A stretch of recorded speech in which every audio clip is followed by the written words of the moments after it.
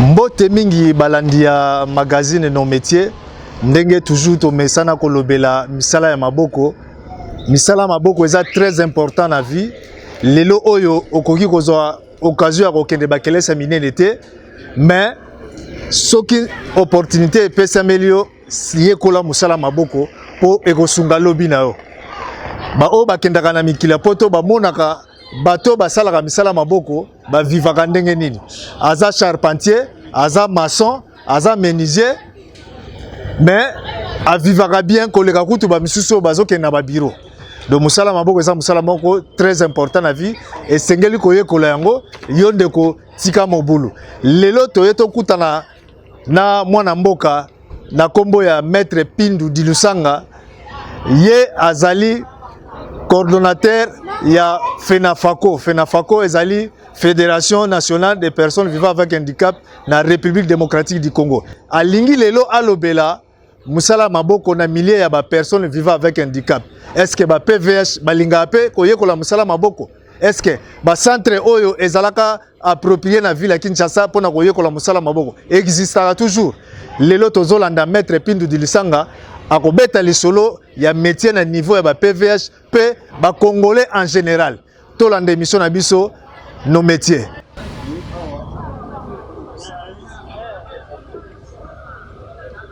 Ngai kombo na ngai Pindu Dilusanga Patrick, nazali avocat inscrit au tableau près la cour d'appel du barreau de l'Équateur. Nazali coordonnateur national de la Fédération nationale des associations de personnes vivant avec handicap du Congo, FENAFACO en sigle. Nazali directeur exécutif du groupe d'action pour la défense et la protection des droits des personnes handicapées au Congo, GRADAC en sigle, où ils allaient au PH, on a dirigé, mais un membre pays à FENAFACO, Fédération nationale des associations de personnes vivant avec handicap du Congo. Alors, par rapport à Moussala Maboko, métier, yo a place métier d'abord. Bon, métier est vraiment très important. Hein. Moto akoro sala vraiment ba classe beleta sali ba université te, a sali institut supérieur te, mais ce quoi yoko les métiers moko na vie, métier on est ko rendre utile, métier on a pe ko memaye na autonomisation na ye. Pour qu'il ne soit la mendicité, qu'il ne soit batute, toi qui senga na famille, mais tant que ko sala musala na ya soudure, musala na ya couper couture, musala na ya menuiserie, musala na ya peut-être travailler collé informatique, mutuana akoki ko sala yango to mécanique to électricité, donc mutuana ko devenir utile na kati ya société. Donc métier est vraiment très important. Ndé tout le monde a ba mécanicien à poto, batu mingi ba sala à université mais mutu asali formation na professionnel, aye koli métier moko ya plomberie et tout ça, ils ont permettre à vivre et puis ils ont matisapé mboka parce que batu ba yebi misala bazali ebele.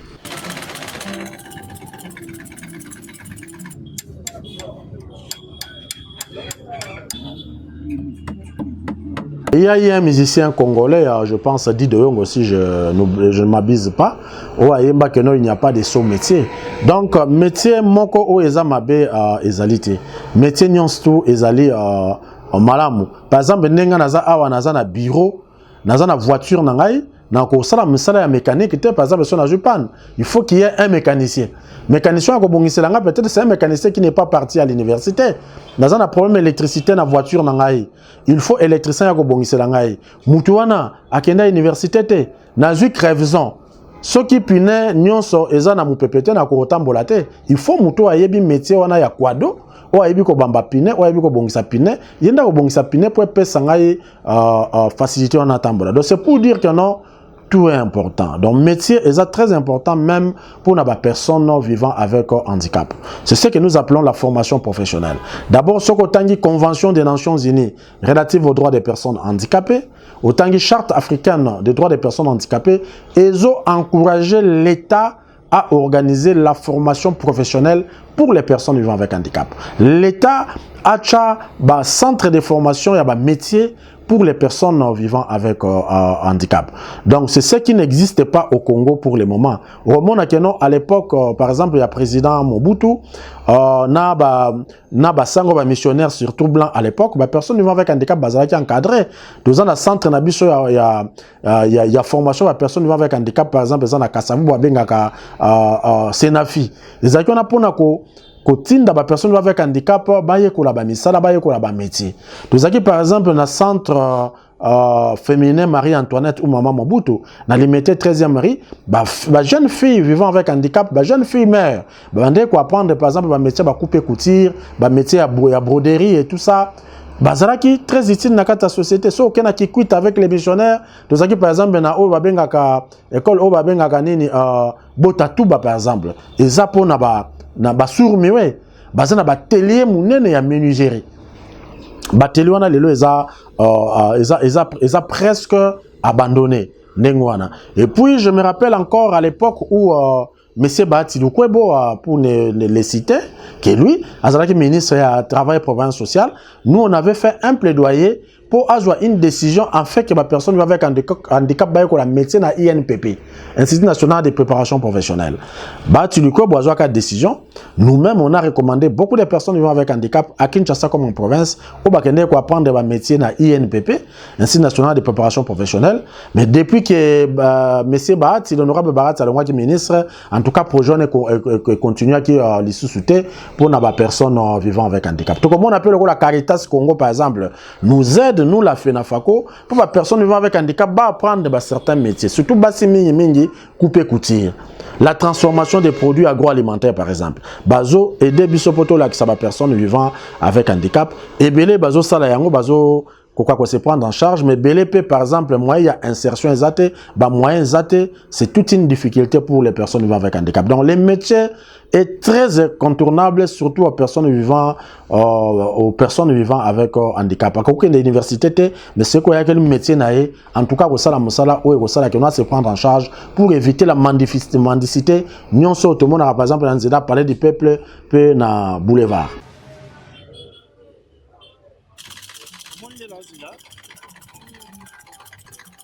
Namboka na biso ndongo loyeba négligeant misala maboko et puis la personne vivant avec handicap besoin wana ezali.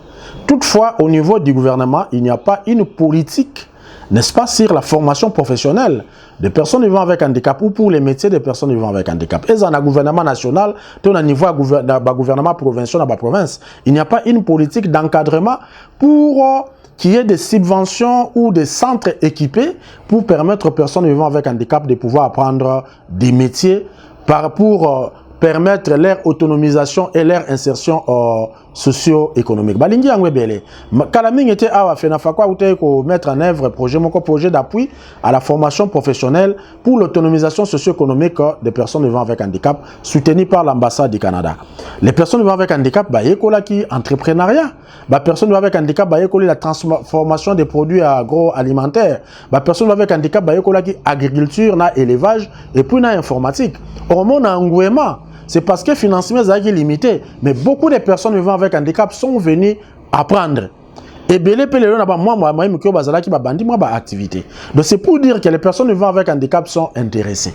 Ba oy ba personnes avec handicap baza intéressées, moi je lance un appel pour na koyeb sa bango que non, ils ne peuvent pas toujours rester dans la dépendance. Ba personnes avec handicap ba ko tika la tena mendicité. C'est en apprenant un métier que la personne devient utile dans la société. C'est de cette façon-là que la personne vivant avec handicap sera utile, sera autonome et sera considérée dans la société congolaise. Problème est que non, il n'y a pas une politique par rapport à la formation professionnelle ou les métiers pour les personnes vivant avec handicap.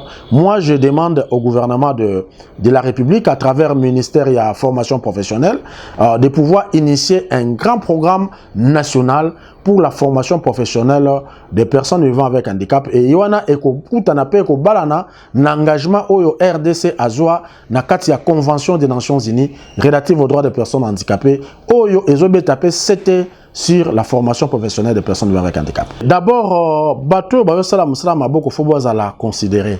Bateau aura chance à aucun demi qu'il y a poto en Afrique du Sud. ils en États-Unis, ils en France, Belgique, Hollande, le Canada, l'Afrique du Nord, au moment comment la personne au la misala métier à considérer. Awa, généralement, peut-être, ça peut aussi être un signe de découragement pour la personne vivant avec handicap, même pour la bateau bazan normal. N'ayez pas mon akeno awa, bah peut sa considération tena bateau basale ba métier, ayo qui sonne pour que la métier.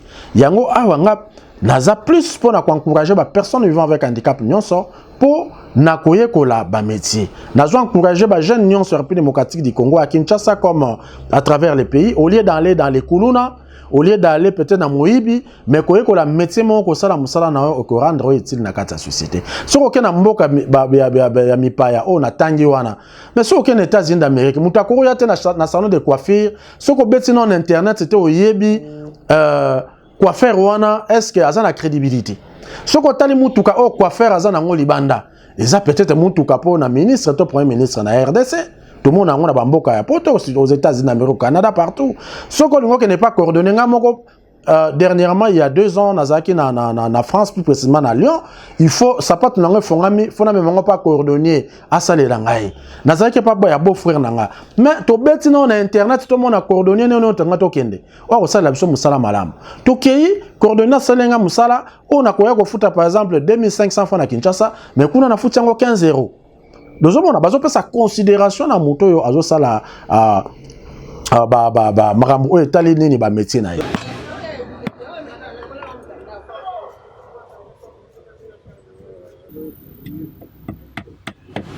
Donc il faut que bateau bazo ko la métier ba pesa musana bango valeur. Il faut gouvernement paix après sa musala ya maboko valeur na mboka na biso ba considérer batouana. Et musala maboko peut contribuer à l'économie mboka na biso. Oui, musala maboko ça peut contribuer na économie na biso. Imaginez-vous que non, nous avons un grand centre par exemple il y a électricité automobile par exemple. Vous comprenez à Kinshasa dans toutes les provinces.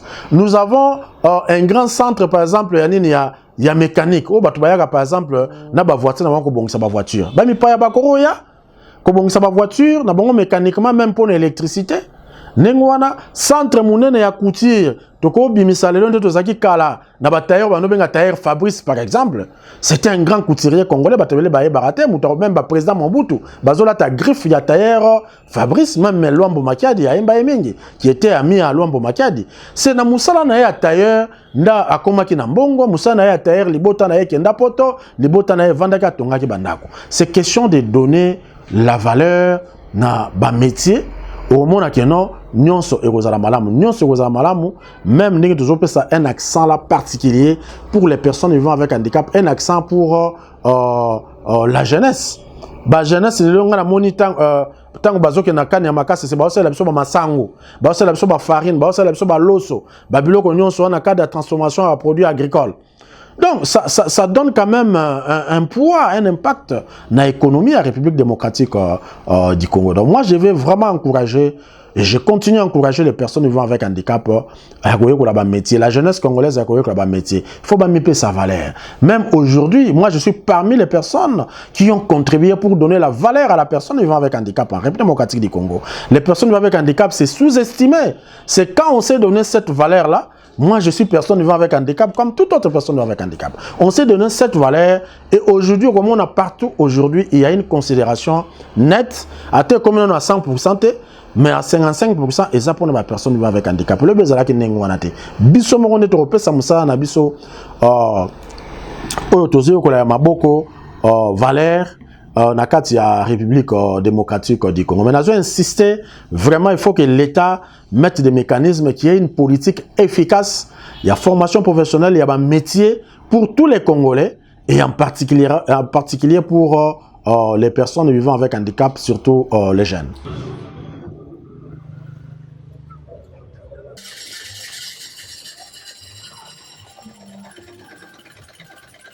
En tout cas, il y a un regret. Hein. Je me rappelle encore à l'époque du maréchal Mobutu, pour ne citer que lui.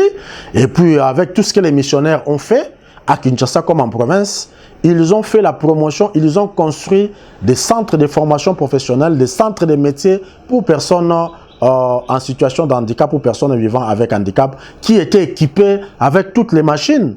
Mais aujourd'hui, le centre Nyon Sowana fonctionnera vraiment sous soutien. La machine est adaptée. N'est-ce pas? Ils ont vraiment adapté les normes les standards international. Donc, il faut vraiment le centre à l'équipe. C'est pourquoi j'insiste, le gouvernement doit mettre des moyens pour pouvoir équiper des centres de formation professionnelle et les centres de métiers pour les personnes vivant avec handicap à Kinshasa comme dans la province. Sauf que les gens na Kasavubu, ils ont centre monene, mais ils ont abandonné la machine. Si le gouvernement fait quelque chose, ils allez vraiment à malam mingi. Sauf que dans l'institut Bota Touba par exemple na Kikwit avec les sourds mewe, il y a des grands centres mais qui sont abandonnés. Pour ne citer que Babylone. Donc l'État doit mettre beaucoup de moyens à travers les ministères de la formation professionnelle, donc les gouvernements, pour équiper des centres de formation et des centres de métiers pour personnes vivant avec handicap à travers les pays. Par rapport à métier d'abord, j'encourage les jeunes de la RDC d'aller apprendre les métiers au lieu de se focaliser seulement dans l'université ou institut supérieur. J'encourage aussi les personnes vivant avec handicap et en particulier les jeunes vivant avec handicap d'aller apprendre les métiers. Les métiers on a contribué pour l'autonomisation na bango, n'est-ce pas, pour le respect na bango, pour l'intégration na bango, pour batuba considérer bango ces personnes vivant avec handicap. Et puis je demande au gouvernement de la République de pouvoir mettre beaucoup de moyens. Au lieu de peut-être important pour Namboka, mais de pouvoir mettre beaucoup de moyens pour financer les programmes. Il y a formation professionnelle, programme, il y a centre des métiers, et puis programme spécifique pour les personnes vivant avec handicap, pour la formation professionnelle pour les métiers. J'encourage aussi les agences du système des Nations Unies, j'encourage les ONG internationales, j'encourage les bailleurs, les services de coopération dans les ambassades, de pouvoir appuyer les centres de formation et de pouvoir aussi appuyer la FENAFACO et de pouvoir appuyer toutes les organisations de personnes handicapées qui travaillent sur la question de la formation professionnelle et des métiers des personnes vivant avec handicap pour bailler kola et puis qu'on peut se avoir moyen il y a insertion pour rendre les personnes vivant avec handicap autonome base respect dans la République démocratique du Congo.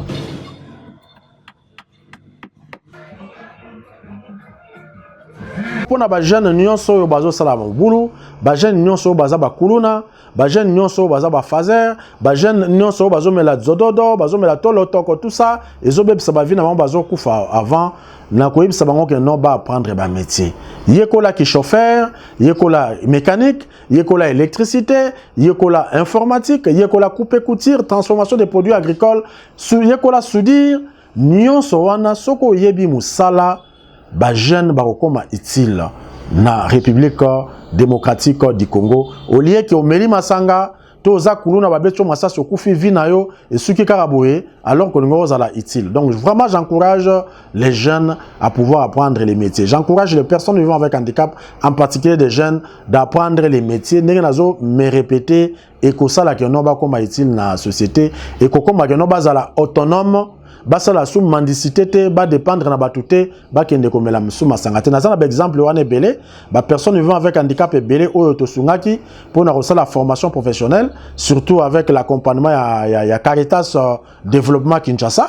Donc ces personnes vivant avec handicap sont devenues aujourd'hui utiles dans la société, elles sont respectées dans leur famille. Bah comme quand même a un mot à dire, donc on peut encourager les jeunes en tout cas à apprendre des métiers, bayoka sonité, dit de yongwayemba il n'y a pas de saut métier. Kala cause la chanteur azaki voyou. Les appels musala bayoko, mais le chanteur bazana ba millions. Ba chanteur lelo bazana ba immeuble ba tongi ba université à travers métier na banka bayoko li ya chanteur to j'ai un plaisir à fabriquer guitare ou ya ko beta guitare voilà. Donc il n'y a pas de saut métier basala musana ba malam. Bozalaki belé à kolande mission na bino no métier, maître de Chris Konde na Paris, Urbain Piangu na Paris, bino boyebi musala ya maboko ndenge salamaka. Mbuta Ferdinand Mayuba na port Matadi, yope obeta mbela par rapport à musala maboko.